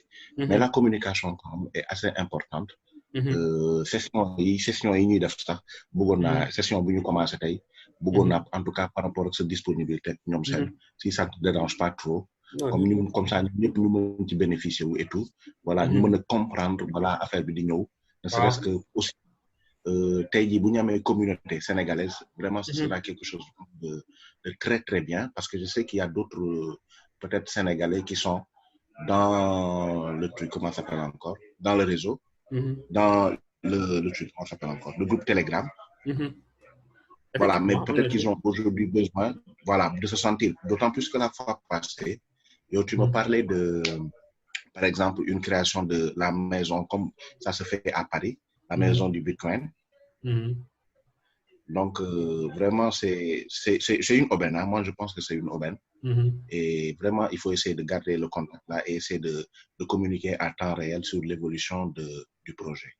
Bien sûr, parce que dina ko jar dans la mesure où bis bu affaire yi lancé woo day am désinformation day am bu baax a baax parce que man sax yaay nit sollicité nañ ma fi ne ma damaa gis benn groupe WhatsApp wala benn groupe Facebook ba dugg ci ñu ni foofu noonu ku bëgg mën nga jënd ay coin quoi tu vois xam nga yooyu tey sax am na benn ay coin bu ñuy bindee ACOIN benn plateforme boo xam ne ni kii est carrément ay caaxaan dëgg ñu defar seen site bu rafet jël couleur ay coin bi ni ñëw boo ñëwee kii boo dugalee sa xaalis lépp dem am na tey surtout foofu loolu noonu rek déjà chantier la pour bis ba xam nga affaire yi commencé gul bis ba affaire yi commencé nag pour comprendre fan la nit di jógee nii day jaay ay coin et que mu am ay nit am ci ay mésaventure quoi c'est bu boobaa bien que assainir kii bi di donner la bonne information mën na nekk une référence mën na nekk une adresse boo xam ne ni ku fa ñëw da nga koy fekk nit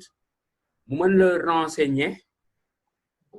renseigner bu fekkee da nga soxla transformer sa monnaie fiduciaire en ay coin mu kii la parce que avant ça va passer par l'installation d'une application ama tey nit ki nga xam ne doon utiliser PayPal wala Mastercard wala Visa kooku mën na dem directement jëndi bu affaire ubbee ko mais am na koo xam ne nii xëy na déjà yooyu sax xamagu ko donc étape boobu il faut mu jéggi ko te buy jéggi étape boobu il faut mu toog ak nit tu vois bu boobaa ñen ñooy def loolu mooy ñëpp ñi nga xam ne ils ont osé investir dedans te bu boobaa man fii laa la koy déclarer bu boobaa man du ma ci am pouvoir boo xam ne nii yow amoo ko ci parce que ku jënd ay coin yaa am ay coin ku am ay coin yaa mën a jaay ay coin waaw c'est vrai absolument question d'audace lay doon quoi tey soo xëyee ni man ku ma boo ma joxee CFA j'accepte du CFA contre du ay coin bon en fait day mën a nekk automatiquement contrairement ak keneen koo xam ne ni man danaan su may jaay man ci kii laay jaay à travers Stellar à travers Bitminutes à travers nangam donc utilisation yu multiple ñoo ci mën a am après bon après aussi xanaa leeral xaw ma ndax xool nga histoire xaw ma ndax bon tu t'es vraiment intéressé ci histoire Bitcoin bi muy parce que Bitcoin bi muy doog existé xam nga kenn doonu ci woon mën a jënd dara physiquement parce que développeurs yi ñoo ko doon utiliser entre ñoom en tant que crypto di ci jaayante ay licence di jaayante ay yenn codes yi ak affaire yu mel noonu di ci fayante tamit ay prestations de service ba en mai 2012 quelque chose comme ça ci la première transaction Bitcoin am dans le monde réel nit ku jël 25 000 Bitcoin ni bon il avait juste besoin de 2 pizzas bon à hauteur de 2 pizzas bon c'est $25 xaw ma nag tu as entendu l'histoire là non oui non musoo ko dégg en 2012 mooy jour bi ñu njëkk a defee transaction Bitcoin 2012 Bitcoin il fallait avoir 25 000 Bitcoin pour am 2 pizzas donc 10 000 francs non 10 000 francs moo nekkoon 25 000 Bitcoin léegi 25 000 Bitcoin boobu léegi maanaam 2012 ku amoon 10 000 francs nga jënd ko en Bitcoin tey yaa ngi am 60 milliards de francs CFA. Je suis là. dégg naa la kay ba léegi Moussa. waaw. dégg naa kay maa ngi leen doon suivre dégg naa kay. léegi ku amoon 10 000 francs. waaw moom non mais c'est extraordinaire. après am naa benn question bu mu lay poser par rapport à kii. non xoolal loolu tey la en 2000 en mi-2020 quoi mais bu doon parce que tey Bitcoin dafa wàcc mën nañu ni fin 2017 bi ci Peter Thiel di investir fin 2017 ku amoon 10 000 francs boobu noonu fin 2017 c'était qui quoi c'était 180 milliards de francs CFA c'était 3 fois 60 milliards quoi 10 000 francs boobu 180 milliards ku ci investir 10 000 francs en 2012 tey ko tey ce sera 180 milliards de francs CFA. Non. Parce que nit ñi ils ont une confiance. maa la ko wax.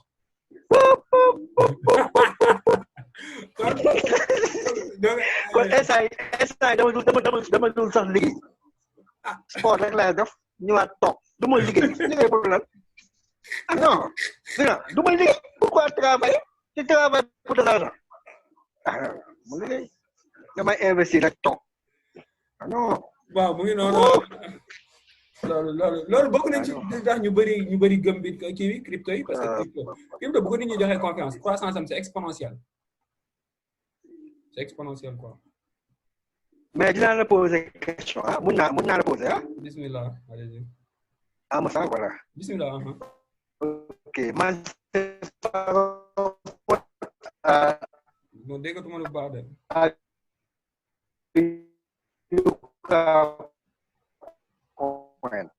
oh dégguma lu baax de Asenabo. Ayuka coin tout ñu lay wax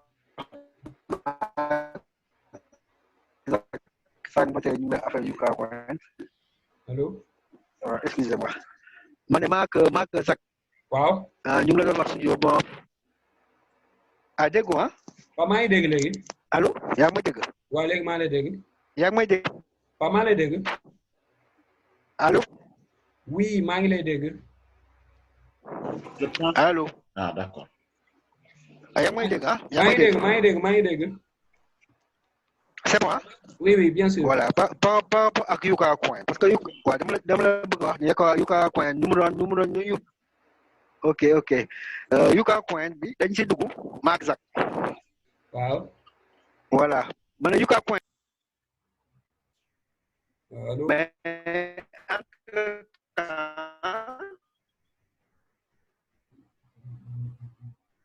allo. Ayuka coin bi.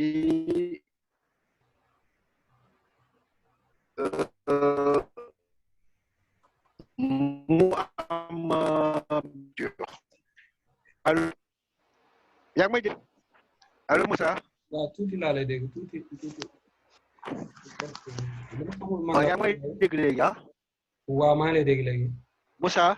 oui bien sûr. allo yaa ngi may dégg ah. léegi ma ne Ayuka coin bi. waaw. xam nga Ayuka coin dafa associé woon ak Fairway. léegi dégg ñu ne ñoom c'est pas juridiquement. oh là là. juridiquement. loolu c'est pas possible quoi. Ayuka coin mënul bokk benn société quoi. léegi moo tax Ayuka coin gars xaw ko suspendre. waaw. ba léegi ça ne passe pas yaa ngi may dégg wala. maa lay dégg day dagg rek. allo maa ngi commencé comprendre yaa ngi wax juridiquement. Ayuka coin dañ ko suspendre. yaa ngi may dégg ah. oui maa lay dégg. allo. oui Diédhiou maa lay dégg. oui bien. waaw juridiquement dañ Ayuka coin ak Fairway benn société allemande waaw benn société allemande la. léegi Ayuka coin bi dafa dañ juridiquement mënul bokk ak benn société noonu quoi. waaw foog mu séparé wu quoi parce que moom crypto-monnaie normalement dafa na am base de données moom kese. na ko bokk ak beneen société. waaw léegi Ayuka coin bi instant yi développement ñu doon développé affaire bi. ñu doon développé mais ils n'ont pas kii après ñu suspendre. léegi ils avaient promis ici depuis juillet finalement ñu repoussé ñu peut-être fii ba 3 mois pour relancer ça. Déjà bon par rapport à la crypto-monnaie c'est pas quelque chose de bon parce que beaucoup de gens vont vendre le crypto-monnaie dañuy jaay sa crypto-monnaie. waaw. et loolu sûrement day wàccee kii bi quoi. mais man je ne sais pas parce que ñun ba léegi on a confiance quoi man j'ai confiance parce que xam naa ne waa ji ko kii il s'appelle Igan Dogan c'est une personne vraiment qui a on a confiance sur lui.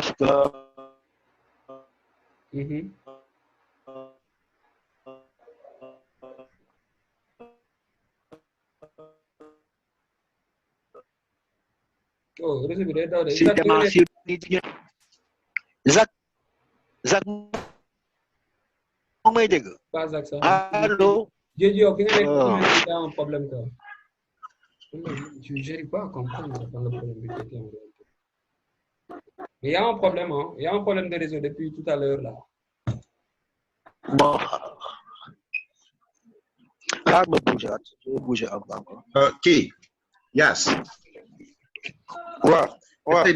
Essaye d'enlever ton truc là, comment ça s'appelle, tes écouteurs là, et essaye de parler. Oui. Non, parce que c'est mon qui dafa xaw a vite quoi, il faut massage. C'est bon maintenant. C'est bon, hein? Oui, c'est mieux, oui. Allô? Oui, C'est bon. Oui, c'est bon. Voilà. Voilà. Les Yuka Point, tout le monde am non. Hein? On a toujours confiance, quoi. On a toujours confiance à ce crypto-monnaie. Disant que dina jóg quoi tôt ou tard. Léegi yow loolu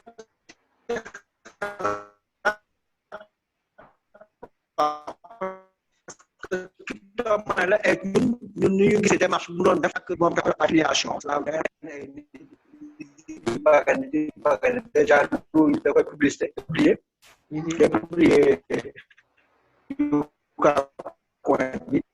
mais rupture bi man li ma si dérangé par rapport à yow sa expérience c'est crypto-monnaie rupture bu mu jot a am quoi parce que dafay ñu ne ñu déjà ça va faire 1 mois il faut que est-ce que loolu c'est bon pour une crypto-monnaie ou pas yow loo ci xalaat quoi par rapport ak yow sa expérience.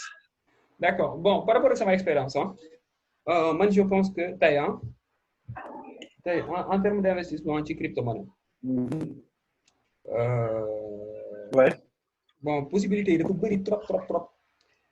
Ba donc il y a peu de chance boo ci bu nga investir ci benn crypto-monnaie mu dem parce que crypto-monnaie dañu bëri.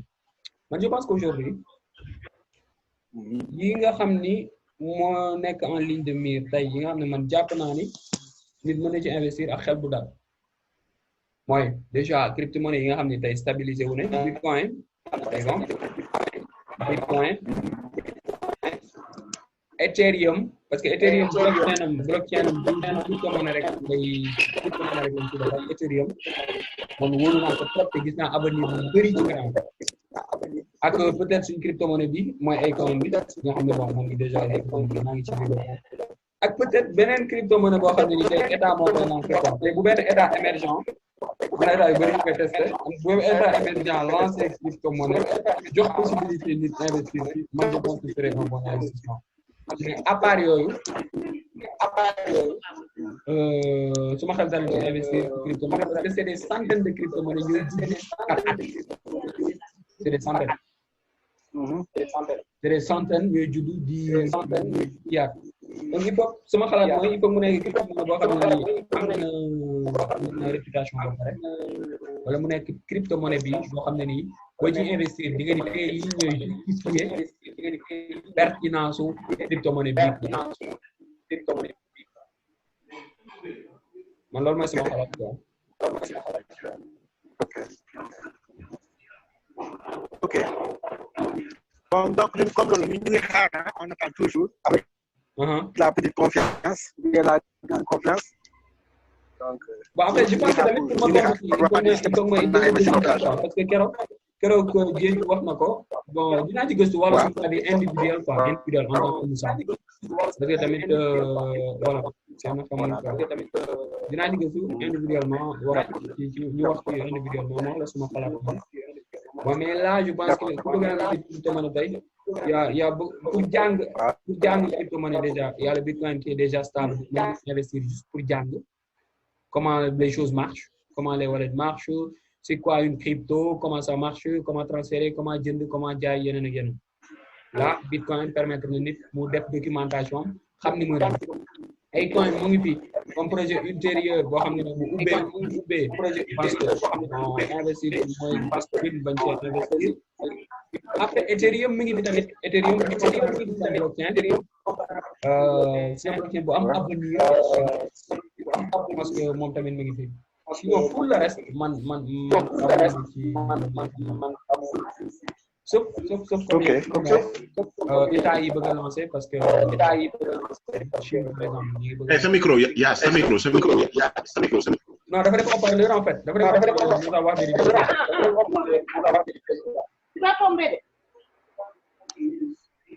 assez na bo da nga def haut-parleur quoi moi c'est na bo da nga def micro di ñëw voilà très bien donc loolu laa doon wax quoi ma ni ko à part système yi stable Bitcoin système yi am avenir Ethereum bu am avenir mu ngi noonu à travers l'Ether moom Ether la kii yëpp tudd Monem Ether bon Akon bi nga xam ne ça promet bon parce que y a un projet y a un grand projet derrière man yooyu laa xam ñoo am ay crédit abattre pays yi nga xam ne comme li ma wax dañuy bëgg a lancer ay crypto te am na pays yu émergent yu étudier possibilité wu lancer ay crypto comme monnaie nationale loolu lu jar a bàyyi xel la ay pays yu émergent yoo xam ne nii parce que il faut affaire bi nekk loo xam ne nii soit da ngay gis ni day dem parce que y a des critères parce que investissement noonu la sinon pari lay doon pari c'est vrai parier gagner ak mën a am mais investir je pense qu'il faut que booy investir que tu te bases sur certaines choses et que mu nekk loo xam ne ni tamit tu comprends cela sinon ça va être comme day mel ni parier day mel ni ngay jouer dé wala ngay jouer carte wala ngay jouer au casino dugal nga sa xaalis bon mën na génn comme mën na bañ génn mais investissement je pense c'est quelque chose qui doit être assez réfléchi bon sinon nga def sa xaalis tuuti pour jàng comment ces choses là marchent parce que ñun je me rappelle bi ay coin bi man je suis allé très rapidement parce que man xam naa blockchain ñi muy demee mais mosuma woon jënd bitcoin je suis allé acheter des bitcoins j'ai après yóbbu ko en dollar après indiwaat ko après def nga xool les choses comment ça marche quoi ak clé yi permettre nga accéder ce qui xam comment ça marche parce que boo xamee comment ça marche après di nga xam bu gisee crypto nga xam ne lii crypto la wala lii du crypto déjà booy wër ci net bi bañ ne la benn opportunité d'investissement ngi nii wala ñu présenté la ko fekk yow tu jouais avec la chose tu manipulais les choses ki nga xam ne ça c'est pas une crypto boo xam ne nii amul livre blanc non c'est pas une crypto par exemple crypto boo xam ne nii da ngay dugal 50,000 ginnaaw suba nga am 150,000 ñu di crypto lii marketing de réseau la yooyu tey yëpp yu jar a xam la tu vois yeneen ak yeneen quoi te le Bitcoin ça permet de savoir ça Bitcoin am na ñu ne am na avenir mais man je sais pas vraiment je suis très neutre par rapport au Bitcoin parce que day yéeg di wàcc d'une manière boo xam ne nii doo sax comprendre depuis 5 ans Ether am na avenir Ether ci sama xalaat parce que façon d'utilisation blockchain boobu moo bëri Ethereum tey sax booy xool ci développeur blockchain yi développeur Ethereum moom la ñu gën a wër parce que Ethereum blockchain la boo xam ne ni c'est extraordinaire système blockchain bu doy waar ça va toucher plusieurs secteurs à travers le monde ça va avoir beaucoup d'utilisateurs ay cas d'usage yi ñuy defar ci Ethereum dafa nar a bëri te day gën a bëri te loolu mooy pousse monnaie boobu quoi bon après ñaar yooyu man c'est notre Acoin qui est là et bon moi je suis en train de l'attendre quoi Afrique tamit am na ay crypto nee nañ am na ñu ne lancé nañ ay crypto mais man je vous conseille de faire très attention par rapport à ça bu ma tudd tur mais crypto yi ma fi dégg ñu siiw c'est des systèmes de marketing de réseau fii nii en Afrique au Sénégal et en Afrique de l'Ouest bu ma tudd tur parce que bon cette information pourrait être publique lii nii may enregistré nii foo ma fan la mën a egg mais ñu bàyyi xel ni am na ñu bëri ñuy woote crypto te marketing de réseau la ñuy def wala des investissement en bourse mais il y a rien derrière il y a aucune infrastructure derrière il y a pas une communauté derrière ayca gars yi bu fekkee vous êtes là balaa 21h di gën a sori ndekete mu ngi guddi de Zach. non waaw non parfait fi mu toll nii moom amatuñu leneen la ñuy dolli quoi xanaa di la remercier bu baax a baax. oh là là réseau baa ngi daal. vraiment kontaan nañu trop et vraiment ce sont des choses yi nga xamante ne comme ni ma ko waxee war nañ ko mën a réitérer war nañ ko mën a intégrer ay nit qui sont peut-être qui pourraient être intéressés par le projet voilà. Ça va commencer par mais man bu ngeen d'accord ça va commencer par ça va commencer par mettre cette vidéo en public man si vous me donnez l'autorisation de mettre cette vidéo là en public sur YouTube je sais que dina waral d'autres gens par exemple on pourrait créer une chaîne Telegram ok wala un groupe Telegram bu ñu defee vidéo bi sur YouTube on met le lien en bas pour que dans le futur ku gis vidéo bi boo bëggee intégrer cette communauté que tu puisses intégrer la communauté Acoin qui parle qui est appelée Sénégal qui peut s'exprimer sur le projet à travers les langues nationales parce que amul français bi sax des na les gars ils parlent anglais la documentation est en anglais mais si vous êtes d'accord on peut se faire des meet-up tey à partir de kii muy gën a yokk communauté bi di gën a dëkk ba nga xam ne on pourrait avoir une communauté qui puisse parler à des gens parce que boo investir ci benn monnaie ci ngay xam ni xëcc nit ñi dina am solo quoi parce que boo ko nit ñi gën a bëri ci la sa investissement di gën a bëri et là on en aura besoin. Ok. Non, moi je suis tout à fait d'accord. C'est d'abord. Ouais, y a pas de problème. Donc De toute façon, Moussa. Moussa. Oui.